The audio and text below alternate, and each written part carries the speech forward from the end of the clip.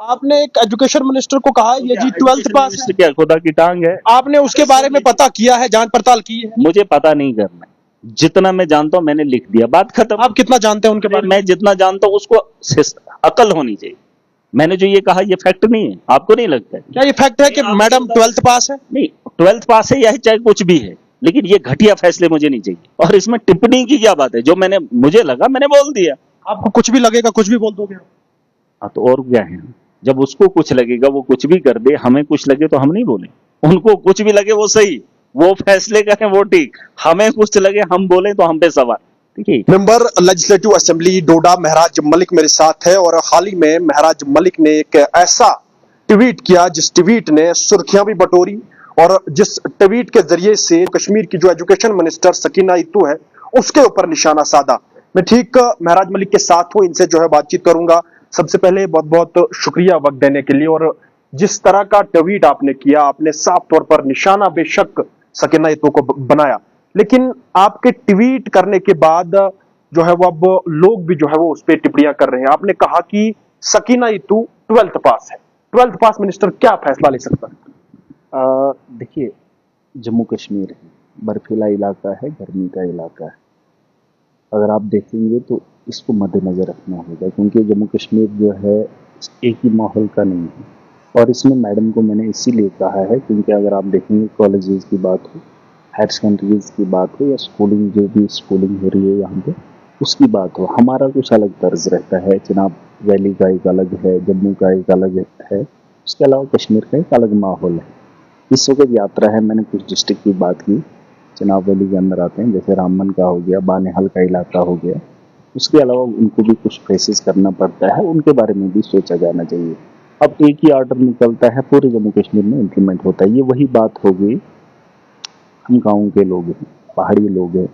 अगर आप देखेंगे राशन कार्ड को लेकर, मैं एक मिसाल छोटी सी देना चाहूँगा कि राशन कार्ड का रेशो बनता है 60 और 40 का। ठीक है, चाहे आप शहर में रह रहे हैं या अच्छे खासे गाँव के अंदर रह रहे हैं, उसी रेशो के हिसाब से आपके राशन कार्ड बनते हैं। क्या ये जरूरी नहीं है जहाँ 100 घर है 100 में से 80 घर गरीब हैं? क्या उनके 80 राशन कार्ड बीपीएल या अंत्योदय के नहीं होने चाहिए?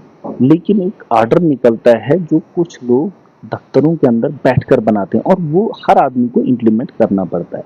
मैं ये कह रहा था क्राइटेरिया अलग से बनना चाहिए था, जम्मू के लिए अलग, कश्मीर के लिए अलग और चिनाब वैली और पीर पंजाल के लिए। लेकिन वो जो ट्वीट है वो तो जातियात पे गया है। आपने साफ तौर पर ये कहा नहीं जी 12th क्लास पास है जी। बात ही वही है ना, जब बंद कमरे में बैठकर बिना नॉलेज के फैसला जम्मू कश्मीर का लिया जाए तो कहीं ना कहीं सवाल उठेंगे। आपने एजुकेशन मिनिस्टर सकीना इत्तू की बैकग्राउंड पे आप गए हैं, आपने पता किया है कि पढ़ाई कितनी की है, क्या किया है, आपको पता है? आप सुन लीजिए, अगर मैडम तक ये बात पहुंचा दो, मैंने उसको खुद भी बोला है और आप भी पहुंचा देना और लोग जो सुन रहे हैं वो भी सुन लें। हमारे यहाँ पीएचडी, एमफिल, स्कॉलर, बड़े बड़े वक्त लगाकर एजुकेशन हासिल की, कहाँ है सब? यहाँ कॉलेजेस के अंदर कंट्रेक्चुअल बेसिस पे प्रोफेसर लिए जाते हैं या कंट्रेक्चुअल बेसिस पे जो है लेक्चरर लिए जाते हैं। मैंने उनको कहा था कि इनको जो है हमें जम्मू के साथ मत मिलाइए। आज चले जाइए जो कॉलेजेस चिनाब वैली के अंदर हैं वो जम्मू बेस्ड पे काम कर रहे हैं। जम्मू के अंदर छुट्टियां हैं, इनको भी हटा दिया है। मुझे बता दीजिए अगर कॉलेज आज हमारा खुला है तो हमारे वो कहाँ हैं जो कॉन्ट्रैक्ट बेसिस पे काम कर रहे थे, उनको भी हटा दिए। मैडम को ये शोभा देता है जम्मू के तर्ज पे हम लोगों को डाला जा रहा है? अरे हम तो कश्मीर के तर्ज पे चलना चाहते हैं क्योंकि हमारा बर्फीला इलाका है। तो मैडम को उनको हटाने में दिक्कत क्यों आ रही है? मैंने उनको जब कहा तो उन्होंने कहा आपको क्या लेना देना है इसके साथ, ये हम देख लेंगे। क्या देख लेंगे? हमारे बच्चों की परवरिश। मतलब आपकी बात मानने के लिए तैयार नहीं है मिनिस्टर? ये पुरानी बात है, ये बहुत पुरानी बात है। ये मैडम को मैं पूछना चाहता हूँ, और क्या कहूँ, अनपढ़ नहीं है और क्या है? अरे उसको पता होना चाहिए हमारे स्कूल आज खुले हैं लेकिन वहां पे टीचर नहीं है, उनको जम्मू के तर्ज पे उसने हटा दिया। क्या ये उसके पास नॉलेज नहीं होना चाहिए? अगर वो जम्मू कश्मीर की रहबरी कर रही है तो मेरा खिताई जनाब कहाँ आता है? मैडम इससे पहले भी जम्मू कश्मीर के मिनिस्टर रही है। मैडम जो है वो एमबीबीएस के लिए सिलेक्ट हुई थी। क्या किया? अरे पढ़ा लिखा नौजवान सड़कों पे इस वक्त तमाशा देख रहा है और ये लोग फैसले कर रहे हैं और आप कह रहे हैं कि एजुकेशन हासिल करो। किस ऑनलाइन की एजुकेशन इसने बात की? आप चले जाइए किसी भी स्कूल के अंदर, देख लीजिए, फिलहाल देख लीजिए कहाँ पर आपके पास ऑनलाइन क्लासेस लेने के लिए कोई ऐसे इक्विपमेंट हैं, ऐसा इंतजाम है। अरे यहाँ बच्चों को बैठने के लिए जगह नहीं, फैसले लेंगे कश्मीर के तर्ज पे, जम्मू के तर्ज पे। और पहाड़ी इलाकों का क्या?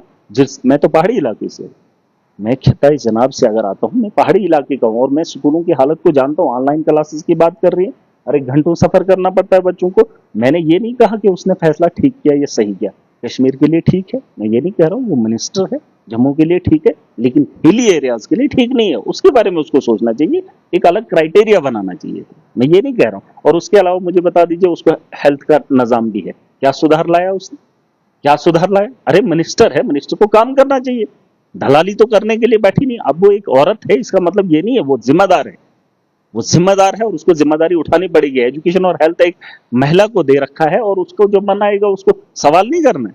अरे सवाल नहीं करेंगे एजुकेशन का सिस्टम कैसा है, एजुकेशन में बदलाव कैसे लाना है, हम सुझाव नहीं दे सकते। हम भी इलेक्टेड रिप्रेजेंटेटिव हैं, ये बात अलग है, उनकी पार्टी से नहीं है, लेकिन बताने का हक रखते हैं और पूछने का भी। ये चीजें मत बताइए, वो एजुकेशन मिनिस्टर थी, उसने क्या रिफॉर्म लाए, क्या रिफॉर्म लाए, तब क्या लाए और अब क्या लाए? मुझे बता दीजिए 9 महीने के अंदर कौन सा रिफॉर्म इन्होंने लाया कॉन्ट्रेक्चुअल बेसिस पे? वो सवाल तो आप पे भी है, आपने क्या किया 9 महीने में? मैं तो सरकार से ही पूछूंगा ना, मेरे पास क्या है। उनके हाथ में छुट्टियां देने का काम वो कर सकती है, लेकिन रिफॉर्म लाने के लिए उनके पास ताकत नहीं है, कलम नहीं है।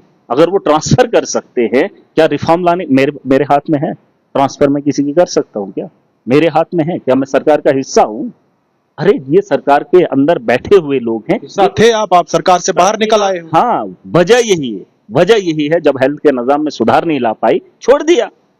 जब इसके कहने के हिसाब से लगता है कि एजुकेशन का सिस्टम मैं ही देख सकती हूँ, उसके अलावा कोई नहीं देख सकता। मैंने एक बात बोली, कॉलेजेस के अंदर जो पीएचडी करके बच्चे 25,000 पे काम कर रहे थे, 18,000 पे काम कर रहे थे, उनको निकालने की क्या जरूरत थी? जम्मू के तर्ज पे उठाकर मैंने चिट्ठी लिखी थी। अरे चिट्ठी लिखने के बावजूद मैंने कहा जम्मू का अलग मौसम है और यहाँ हमारे अलग मौसम है। और आप देखिए कॉलेजेस के अंदर वो बच्चे आपको दिखेंगे नहीं जो बच्चों को पढ़ाने का काम कर रहे थे। वहां पे जो बच्चों ने एडमिशन लिए वो तो जा रहे, लेकिन जो पढ़ाने वाले थे उनको छुट्टियां दी है। बात तो वही है ना, इनको समझना चाहिए। अब अगर ये समझेंगे नहीं, जम्मू का और हमारा क्या एक ही हिसाब है, ये बात अलग है। हम जम्मू डिवीजन में आते हैं, इसका मतलब ये नहीं है कि मौसमी एतबार से हम एक हैं, हमारा एक अलग मौसम रहता है। हम तो कश्मीर के साथ रिलेटेड है, क्योंकि जिस तर्ज पे कश्मीर चलता है उसी तर्ज पे हमारा खिता भी चलता है, लेकिन फैसले जम्मू के साथ हो रहे हैं। मैं वही कह रहा हूं, इनको 2 तरीके से काम करना चाहिए था, 3 तरीके से क्राइटेरिया बनाना चाहिए था। मैं ये नहीं कह रहा हूं अब ये एक ही इंप्लीमेंट करेंगे। मैंने वही बात बोली ना, जैसे राशन कार्ड बनाते, जैसे हिंदुस्तान के अलग कोने में, वही तरीका हमारे यहाँ पर भी। महाराज जी, जो ट्वीट आपने किया है, उस ट्वीट ये तो करने के बाद हंगामा भी देखने को मिला, जो उसके टिप्पणियां हो रही हैं। आपने एक एजुकेशन मिनिस्टर को कहा ये जी 12th पास है, क्या खुदा की टांग है? आपने उसके बारे में पता किया है, जांच पड़ताल की है? मुझे पता नहीं करना, जितना मैं जानता हूं मैंने लिख दिया, बात खत्म। आप कितना जानते हैं उनके बारे में? मैं जितना जानता हूं उसको अकल होनी चाहिए। मैंने जो ये कहा ये फैक्ट नहीं है, आपको नहीं लगता है? क्या ये फैक्ट है कि मैडम 12th पास है? नहीं, 12th पास है या चाहे कुछ भी है, लेकिन ये घटिया फैसले मुझे नहीं चाहिए। आप मुझे बताइए ऑनलाइन क्लासेस कौन देगा? आज दुनिया कहां की कहां पहुंची है और ये कह रही है ट्वीट लिखने से ये थोड़ी दिखाना है कि हम ऑनलाइन क्लासेस देंगे। कौन देगा? वही ट्वीट पे आपका भी सारा सिस्टम चल रहा है। बात वो नहीं है, बात ये बता दीजिए आप, बात वो करें, आप कहां रहते हैं? आपके इलाके के अंदर क्या स्मार्ट क्लासेस चल रही है? चल रही है, हर स्कूल के अंदर है। किस क्लासेस की इसने बात की? आपको ये पूछने का अधिकार नहीं। आप पूछे उससे कि कितने गवर्नमेंट स्कूलों के अंदर स्मार्ट क्लासेस हैं और कितने ऐसे हैं जो बंद पड़े हुए हैं, ये पूछ लीजिए इसके ना तो से। यार वो मिनिस्टर है, एक अलग बात है, उसको पार्टी ने मिनिस्टर बनाया है, इसका मतलब ये नहीं है कि आप उससे सवाल नहीं पूछ सकते। सवाल पूछना मेरा हक है, मेरा क्या कोई भी आम आदमी पूछ सकता है। और इसमें टिप्पणी की क्या बात है? जो मुझे लगा मैंने बोल दिया।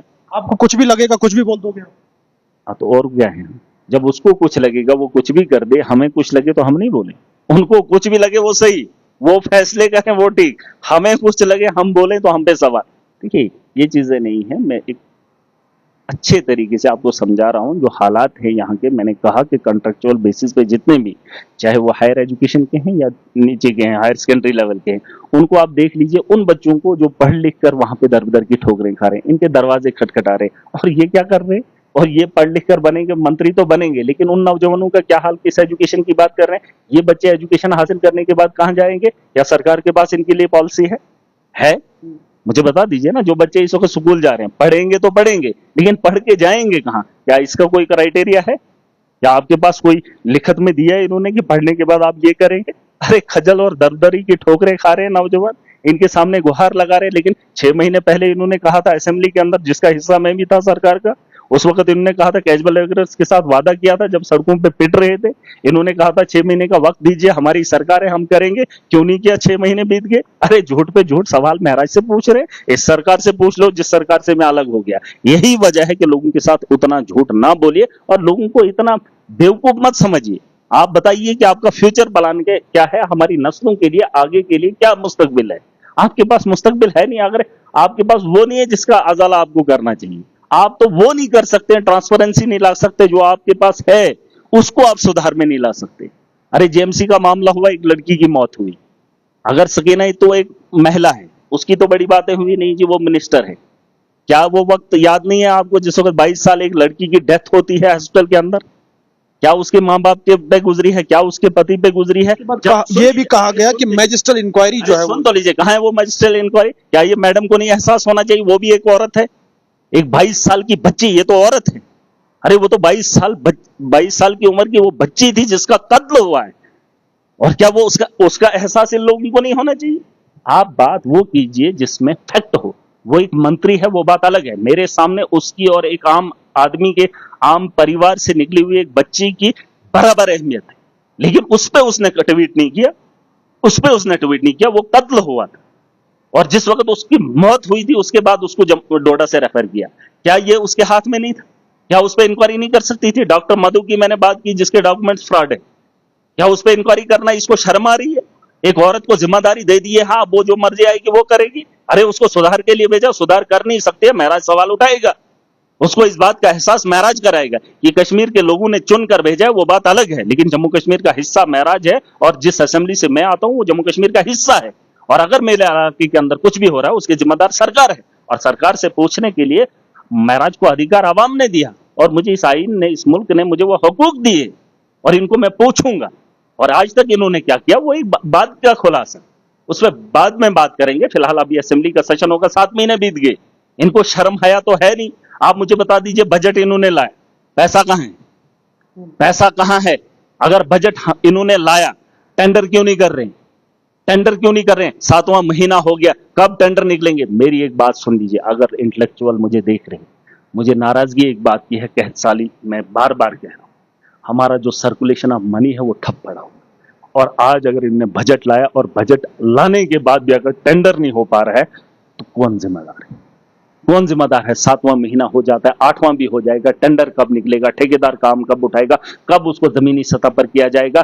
कब वो पैसा लगेगा और वो लोगों में बंटेगा? क्योंकि मजदूर को भी पैसा आएगा, ठेकेदार को भी पैसा आएगा, तो पैसा सर्कल में चलेगा। लेकिन जब टेंडर ही नहीं होगा, पैसा सर्कुलेट में ही नहीं आएगा, तो बेरोजगारी का आलम और बढ़ेगा। मैं इसलिए इनसे नाराज हूं। आज अगर इन्होंने कहा बजट हमने लाया, बजट अगर आपने लाया तो टेंडर करवा दीजिए ना, आप बता दीजिए हमारे पास पैसा है, सड़कों का है, आपके पास बिल्डिंग का है, आज ही कर दीजिए ना। सर्दियों के टाइम में आप कामों को उठाएंगे तो कितना आप करेंगे, पैसा कितना लैप्स होगा? और मैंने आज दावे के साथ बता रहा हूं, मैं अगर क्रिकेटर होता ना तो लोग तारीफ करते, नहीं महराज मलिक क्रिकेटर है। मैं एक लीडर हूं, मैं नस्लों के लिए बेहतर चाहता हूं। मैं क्रिकेटर अगर होता तो अपने लिए और शायद मैं भी मुल्क के लिए भी खेलता, लेकिन फिलहाल अपने आप के लिए इंसान खेलता है, उससे किसी एक आम आदमी को कोई भी फायदा नहीं होता है। लेकिन एक लीडर होने की हैसियत से मैं बता रहा हूं, जिम्मेदारी के साथ बता रहा हूं, पूछ लीजिए इनसे, 7वां महीना हो गया, जमीनी सतह पर किसी एक काम को उठाने में नाअहल है, फेलियर है इन लोगों का। और अगर वो काम नहीं उठे तो जो माहौल आप देख रहे हैं, बेरोजगारी का आलम और जो नशे का बाजार गर्म हुआ है वो और बढ़ेगा। क्योंकि बेरोजगारी का आलम कब बढ़ता है? जब गांव के अंदर पैसा आएगा, ठेकेदार पैसा कमाएगा तो यकीनन वो गांव के दुकानदार को पैसा देगा, वो गांव के मजदूर को पैसा देगा। लेकिन जब ठेकेदार के पास ही पैसा नहीं होगा तो मुझे बताओ वो गांव कैसे चलेगा? पूछ लीजिए इनसे कि 7 महीने हो गए, आपने बजट लाया था, बजट के बाद जब काम उठाने थे तो उन कामों को उठाने में देरी क्यों है? और मैंने पहले भी कहा था, आज भी बता रहा हूं, पिछले साल सबसे ज्यादा पैसा लैप्स हुआ है जम्मू कश्मीर के इतिहास के अंदर, पता कर लीजिए। और इस बार मुझे उससे ज्यादा उम्मीद है। और बेरोजगारी कितने उरूज पर जाएगी? बेरोजगारी का मतलब ये नहीं कि आप गवर्नमेंट जॉब मांग रहे हैं, बेरोजगारी का मतलब ये है कि जमीनी सतह पर जो भी आदमी है उसे अगर रोजगार नहीं मिल रहा है, वो किसी भी शक्ल में हो, मजदूर की शक्ल में हो, दुकानदार की शक्ल में हो, ठेकेदार की शक्ल में हो, और मैं समझ सकता हूं कि वो जिम्मेदारी इनकी है। और इनको बता दो, अगर आपकी सरकार है और अगर अपने बजट लाया है तो टेंडर करने में देरी क्यों है? टेंडर कर दो, अगर पैसा सेंटर नहीं दे रही है फिलहाल वक्ती तौर आप टेंडर निकाल लीजिए, टेंटेटिव काम करवा लीजिए, जब आपको पता है पैसा आना ही आना है, तो दे दीजिए ना कामों को धक्का, काम आज शुरू कर दीजिए। आज मौसम है, आज काम करने का वक्त है, आज सीमेंट वर्क किया जा सकता है। लेकिन जिन महीनों पे ये लोग जा रहे हैं उन महीनों में जमीनी सतह पर कोई भी काम नहीं होगा और सबसे ज्यादा पैसा लैप्स होने में मुझे लगता है इस सरकार में पहल होगी।